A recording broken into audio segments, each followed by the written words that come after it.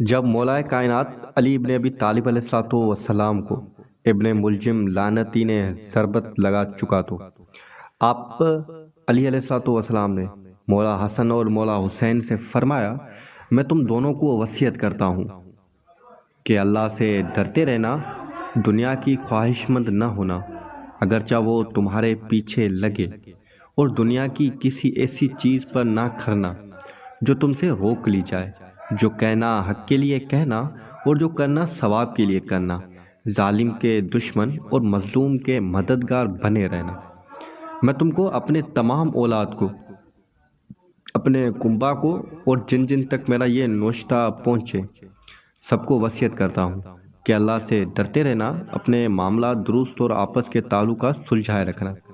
کیونکہ میں نے تمہارے نانا رسول کریم صلی اللہ علیہ وآلہ وسلم کو فرماتے سنا ہے کہ آپس کی کشیدگیوں کو مٹانا عام نماز روزے سے افضل ہے۔ دیکھو، یتیموں کے بارے میں اللہ سے ڈرتے رہنا،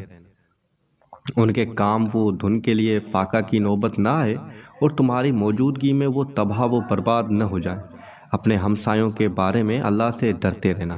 کیونکہ ان کے بارے میں تمہارے پیغمبر صلی اللہ علیہ وآلہ وسلم نے برابر ہدایت کی ہے، اور آپ صلی اللہ علیہ وآلہ وسلم نے اس حد تک ان کے لیے سفارش فرماتے رہے کہ ہم لوگوں کو یہ گمان ہونے لگا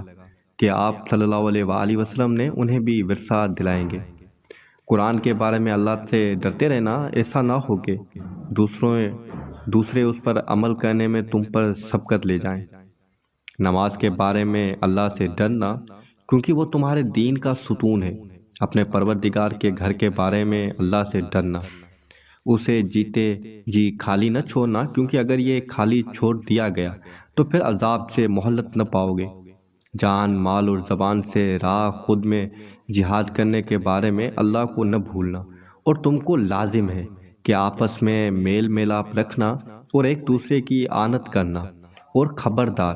ایک دوسرے کی طرف سے پیٹھ پھیرنے اور تعلقات توڑنے سے پرہیز کرنا، نیکی کا حکم دینے اور برائی سے منع کرنے سے کبھی ہاتھ نہ اٹھانا، ورنہ بد کردار تم پر مسلط ہو جائیں گے، پھر دعا مانگو گے تو قبول نہیں ہوگی۔ پھر ارشاد فرمایا، اے عبد المطلب کے بیٹوں، ایسا نہ ہونے پائے کہ تم امیر المومنین علی ابن ابی طالب علیہ الصلوۃ والسلام کہ قتل ہو گئے، امیر المومنین علیہ الصلوۃ والسلام قتل ہو گئے کہ نعرے لگاتے ہوئے مسلمانوں کے خون سے ہولی کھیلنا شروع کر دو۔ دیکھو،